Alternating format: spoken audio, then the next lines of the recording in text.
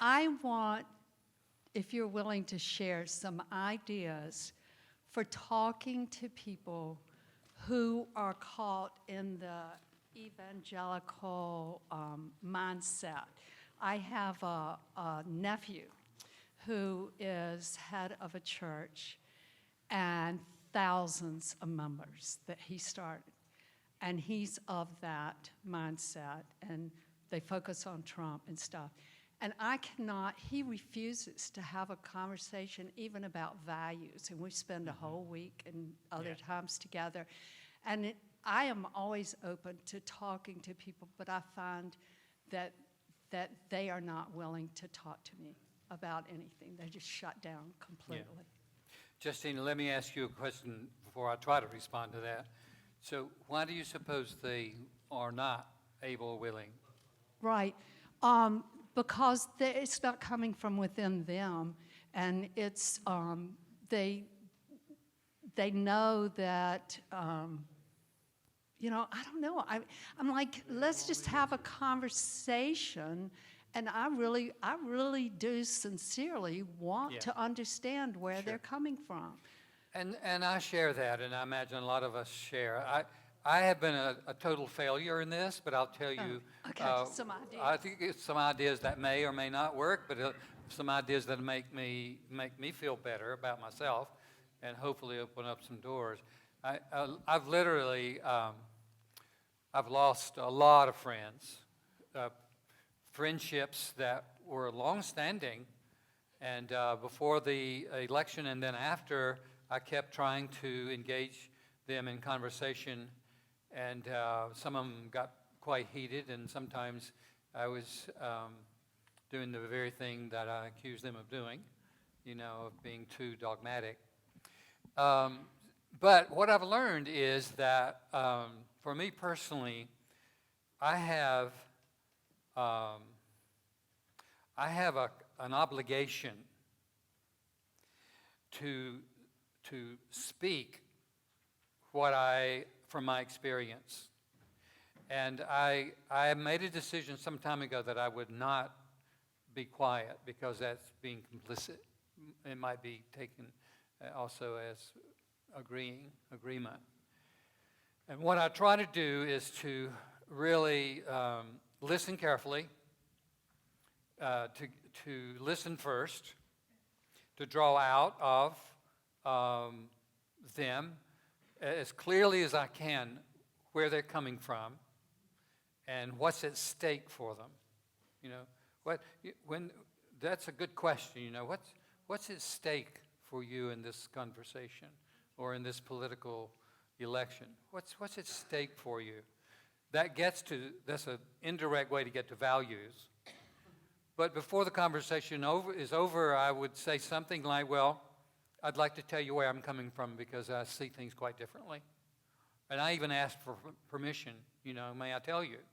And if they don't want, then that's fine. That's okay. It's not okay, but I don't force it on them. And then I try to say as clearly as I can, and with as much grace and compassion as I am possibly graced with. That's a gift too. But I think, it's a matter of claiming our own authority from our experience, and we must say where we are. My guess is that those who are really tied in and dogmatic, they're coming from one of several places. One is that, and this is a hard thing to listen to, but I hear it again and again, that they really are convinced that Trump is chosen by God at this time for our country. Now, once that comes out, you can't go anywhere with that. But that's how deeply committed they are, and they're committed to their particular.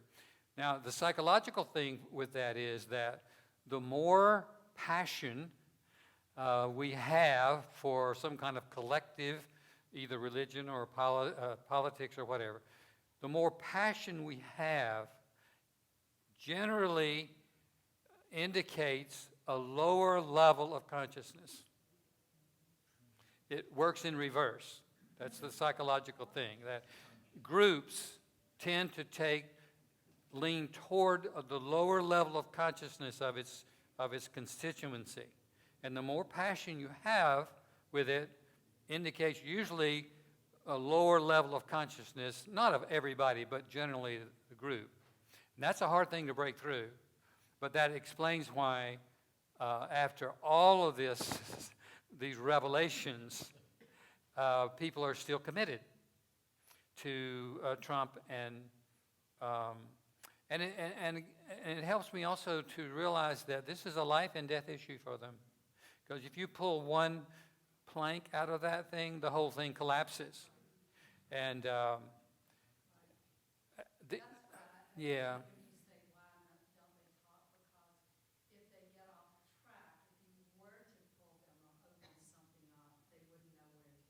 Yeah. Yeah. Yeah, it's not just an idea. It's a life and death issue. And it helps me to realize then why, it doesn't make it easier, but it helps me understand, and sometimes I can even appreciate, But I think the comment I made earlier about, Trump is just a symptom of a larger thing. Jung says it this way: what we refuse to face inside meets us from the outside as fate. And I think we are experiencing our fate as a society, our fate that we have created by repression and not looking at our own journey and our own blindness and our own just following the experts and the authority rather than owning our own particular path and authority. So what happened? Let me speak for Sharon. Tell me when 6 minutes are up, okay? And then we'll use the last 20 minutes for more conversation. So once I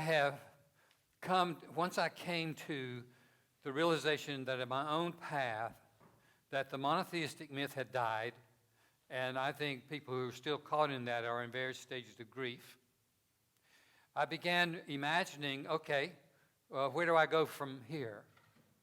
And what came to me was an image that I now am writing about. And here's a way to get into it.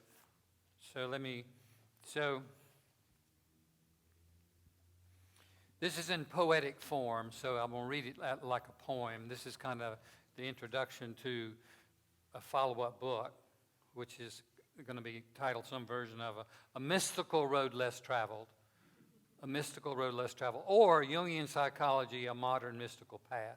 Because I think that's what it is. I think Jungian Psychology is a mystical path. And what I'm doing is I'm no longer talking about religion or even spirituality, because all of those have gotten so shaded for me.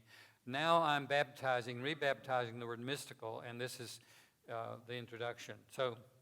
And this sort of is a summary of the first 50 minutes of my talking. So here we go. Looking back from a place far down the evolutionary road, we will view the religions of the past as necessary stages along a twisting, labyrinthine path toward the realization we are, in fact, what we imagined our former deities and devils to be. We are the deities and devils long exported to external realms, where they now await our invitation to bring them home where they belong. Thus concluded Reimagining God and Religion, Essays for the Psychologically Minded, Chiron, 2018, that contained an autopsy, eulogy, and burial of theistic and monotheistic God images, long deceased, yet still not properly grieved, thus hanging around like lost souls, ghost-like, inciting dualism, division, disease, dis-ease, and terror among the self-proclaimed chosen and faithful. Monotheistic madness was the diagnosis. I don't think I've used that phrase yet, but that's the chapter on monotheistic madness. That's what I think it has turned into with the the narcissism, scapegoating, so on. Monotheistic madness was the diagnosis, metastasized to cultural, political, and national madness in a collective dark night of the soul. And so now on the book tour, I begin with an expanded ending, and I go on to talk about we are the deities and devils, and that we've created all our deities and devils. And some people have actually walked out of these presentations. And some people look curious, and then some people will nod knowingly as if someone has found words to express what they already knew, but didn't have the words to express, afraid to verbalize, as if critiquing a 4,000-year-old religious illusion may be the unpardonable sin, and so on. And so I go on to talk about we have to find an alternative path. And what occurred to me was the phrase, a grounded, embodied mysticism. That's where I hope we'll go. As we move into new generations and down the road, what I'm promoting now is that we live into a grounded, embodied mysticism that replaces the heavenly, so grounded, disembodied escapism. That's what monotheism has become, I think. It's been a heavenly, disembodied escapism.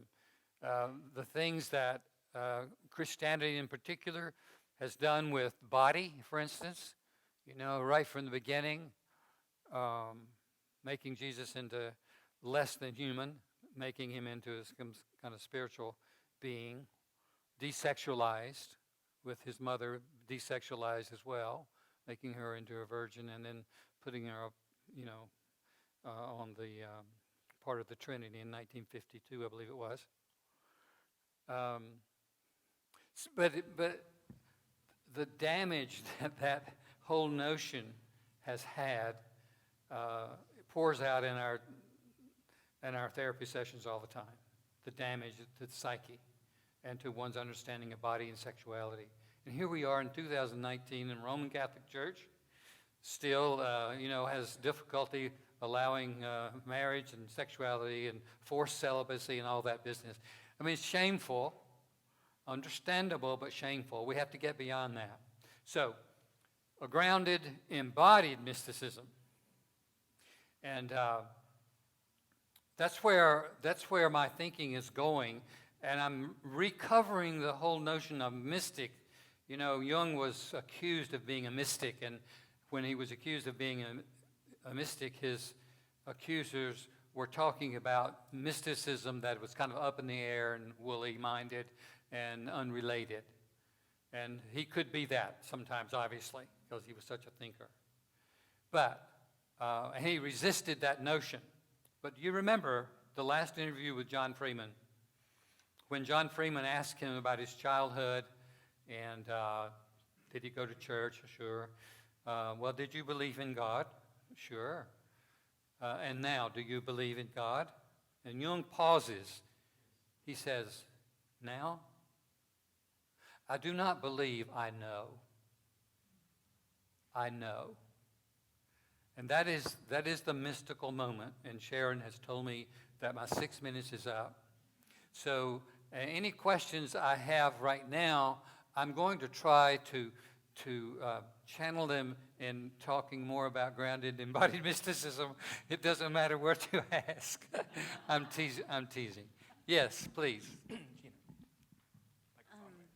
you. Hi. Thanks for your insights in speaking to the problem. You're welcome.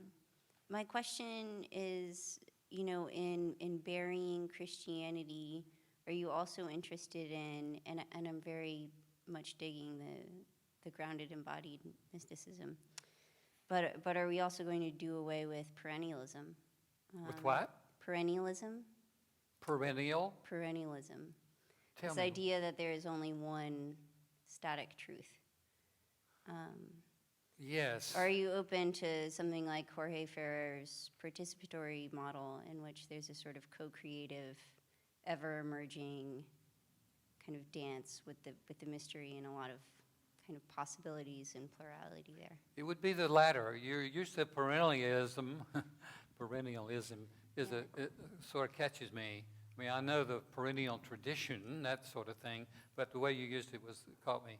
But the way you're framing it as there's this in a continuing kind of dance that we need to be doing with these mysteries, because fortunately the mysteries will always be there.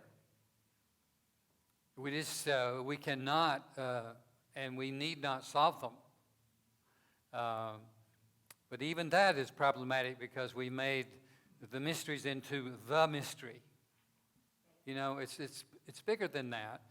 We will never, we will never solve the mysteries, I don't believe. And if we do solve, like the mystery of the beginning, what happened before there was creation, I mean, we've solved it so far by either saying something about a creator God or some kind of Big Bang, which are both metaphors. We don't know.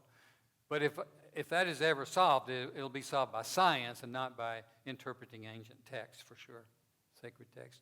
Other comments or questions? Yes. Are you familiar with Marianne Williamson's platform on healing the soul of America through the reparations, since you mentioned the African and the Indian Holocaust? And what do you think about that? Tell me a little bit more about what you think about it, and then that'll give me something to bounce off of. Well, I think we elected Trump because that he represents the shadow of America. Uh-huh. And I do think that she's right in that we have, as a country, not really acknowledged how we have formed as a country with a lot of the evil that went on through, one, just starting with the Indians and almost getting rid of that whole race, and also the evils with slavery. And, of course, yeah. And as she said, how reparations with Germany really helped lift that country up. And having visited Munich twice, I can see the people are very lively, it's very joyful. I felt more comfortable in Munich than I have in my own country. That's very interesting. So I think, as a beginning place, it must begin with the acknowledgement of our history and what we've done and how complicit we've been. All of us. We share that guilt. We share it. And until and unless we own that, the primary reparation would be that acknowledgement. And beyond that, I don't know about financial and all that. I'm open to anything that heals the wound. But the first step is our acknowledgement and how that has affected the human psyche, the American psyche. We've compensated by talking about American exceptionalism, which is a way of just turning our blind eye to, our history. Yes? You asked me to remind you of Matthew Fox and envy. Yes. Yeah. I've forgotten your name. Peter. Peter reminded me about Matthew Fox. He has studied with Matthew Fox, and I like what Matthew Fox has been doing and continues to do. There's this notion in monotheism about original sin, obviously, which primarily was cemented with Augustine's sexual complexes, to say it nicely. So with Matthew Fox and others, we moved from original sin to original blessing, which is a great step forward. And I think what Jung does, though, he takes it to the next step, that we're created not only with original sins, but an original blessing. We are created with both those possibilities, that we come wired with great capacity for compassion and creativity, and great compassion for destruction and division. We have to own both of those. So I think that's where we need to move, because original blessing may not take seriously enough the dark side of the human psyche. So I just wanted to have an opportunity to say that.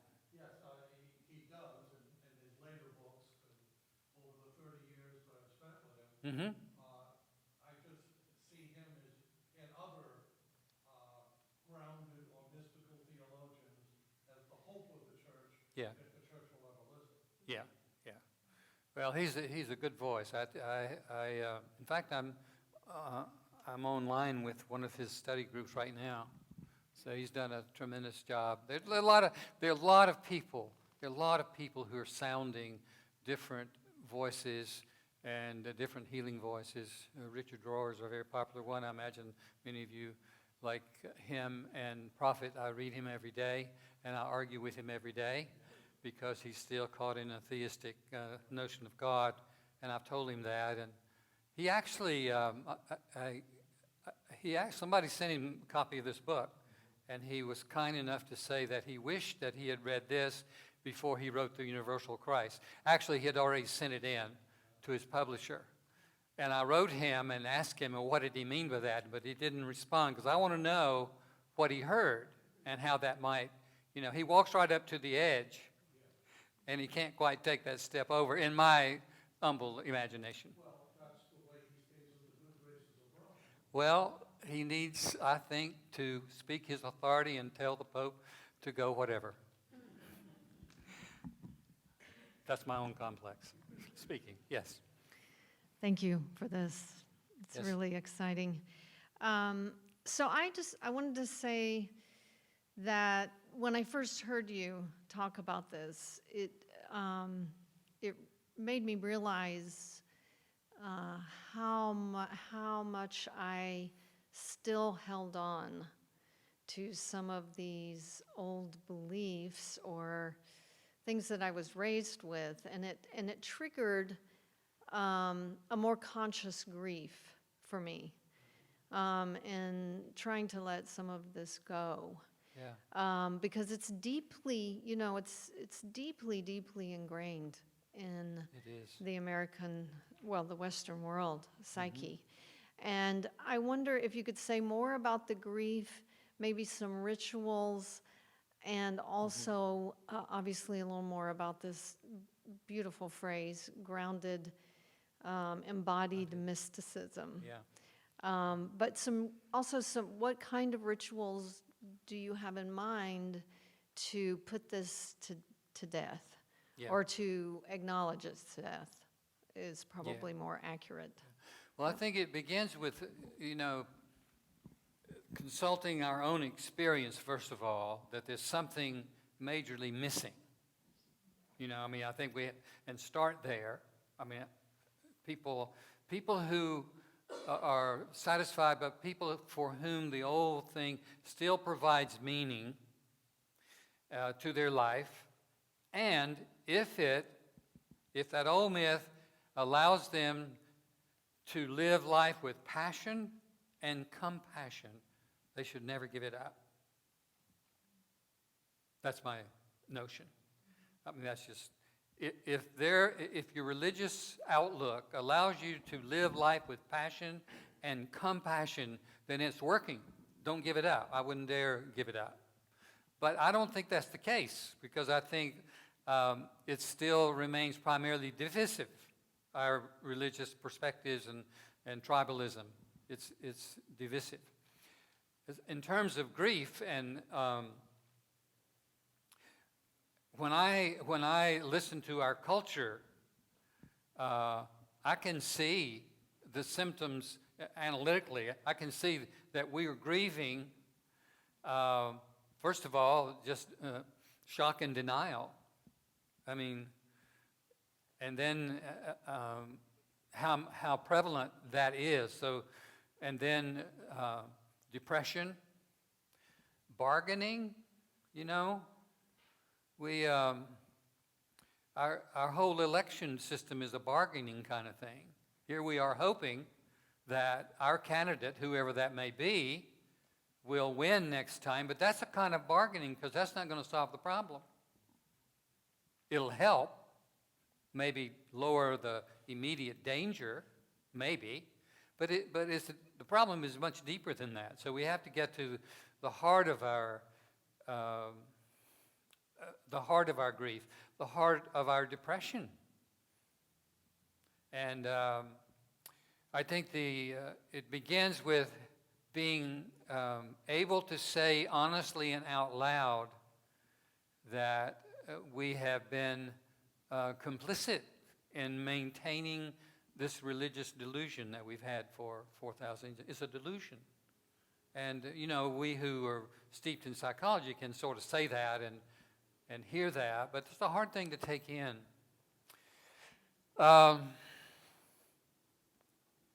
I think any small group of people who can really be conversant and transparent about their own experiences is part of the grief process and part of working through it. However we can facilitate that,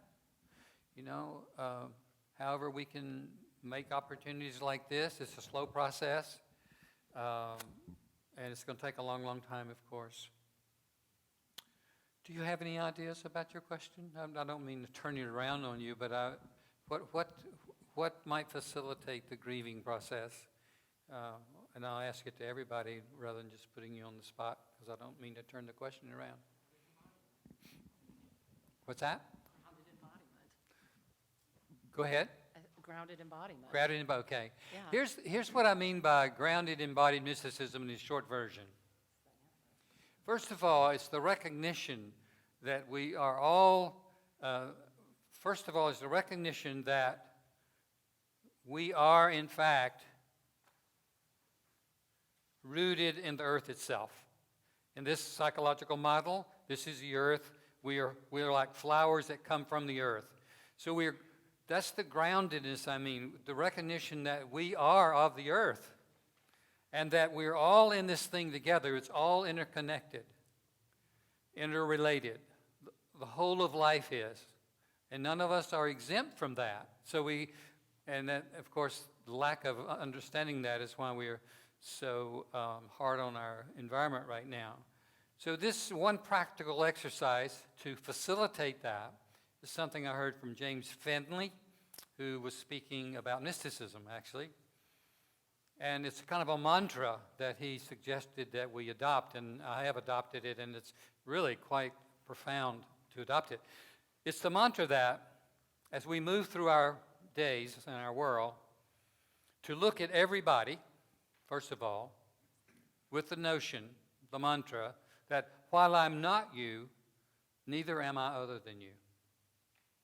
While I'm not you, neither am I other than you. While I'm not Donald Trump, neither am I other than Donald Trump. That's a hard one, that you have to take some water with that one. But it's true. It's absolutely true. And so that mantra, so to meet each person, even those people who you have trouble conversing with, Justina, those people especially have that mantra now. While I'm not you and while I'm not thinking like you, I'm not other than you. Yeah. Yeah. Yeah. And you. Exactly. Yeah. So that mantra is a very, to go through our days and our world with that kind of notion, and to do that with the environment, to the tree, to the flower, to the water. I've been fortunate for the last 2 days to stay at the beach, thanks to the gift of Linda Scott. So I hadn't had a beach fix in a long time, but the joy of just being there on the beach in the water and to have a conversation with the ocean. While I'm not you, neither am I other than you. I came out of you. And it's a wonderful metaphor for, to walk along the beach, because it's a wonderful psychological metaphor. That's our goal, is to live at sea level, as it were. Not too inflated, not too deflated, but to walk, to stay at sea level. That's a hard place to live, but it's the place we want to live. And it's the ultimate thin place that you referred to, Sharon, in the introduction.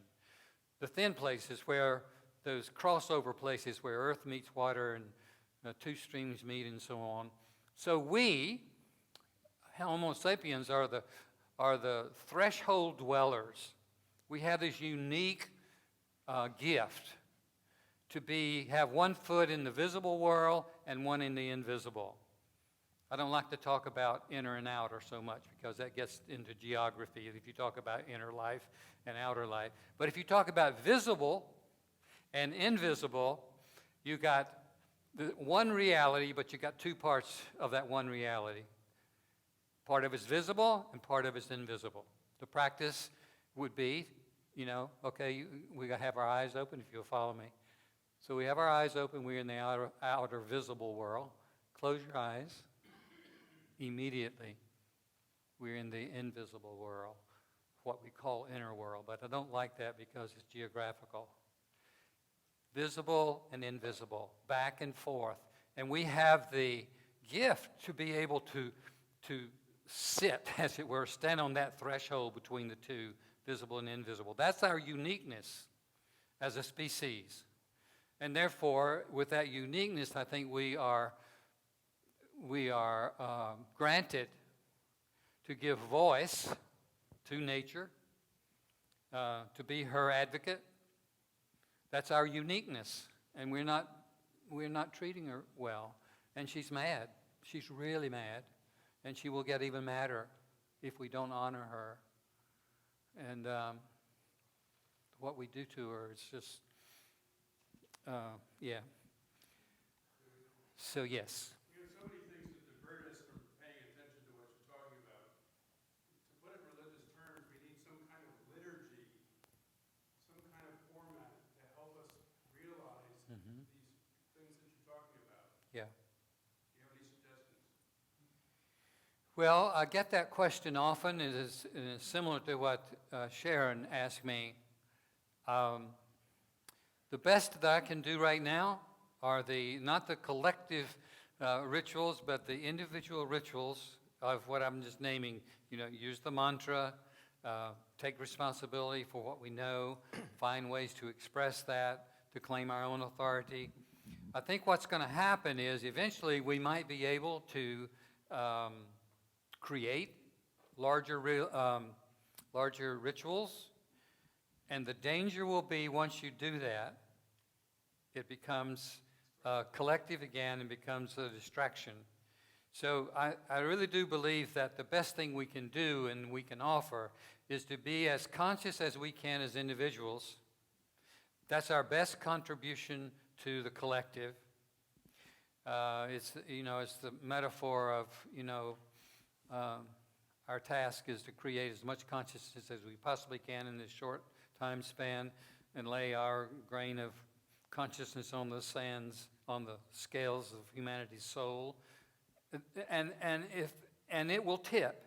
It will tip if enough people do that. If enough people go through the hard work of becoming more conscious. That is the primary ritual. And it doesn't take, Jungian analysis to do that, although that helps. But it's a slow process. It doesn't happen overnight, and we are a culture that gets impatient with that if we don't get immediate kind of feedback and response and gratification. It's going to take a while, and it's going to be lonely too. If we walk this mystical path, it's an individual path that finally opens up to connection with everybody and everything. As Jung says in one of his quotes, I won't bother to look at it again, the proof of the individuation process, if it is authentic, it does not shut us out from the world, but it draws the world to ourselves. It's not individualism, it's individuation that then opens up to connection with all. I'm going to take one more question to value your time, and then if you want to hang out and talk some more, I'm available. So do we have one more question? I want to honor your time on a Saturday evening. You probably have other things to do. I do have a question, but perhaps also a statement or more some combination of the two. And number one, I'm so incredibly pleased to hear you speak tonight, your mind and your consciousness and the thrust of your life experience and where you are occupying consciousness at this time is a magnificent relief for me. And I grew up in an Irish Catholic family, so Yeah. it's been I don't think I've ever heard someone who has come from the clergy, from a Christian training, come to the conclusions you've come to, which, for me were, just incredibly refreshing. Thank you for that. You're It's welcome. been a breath of incredibly fresh air for too many decades waiting for that to happen.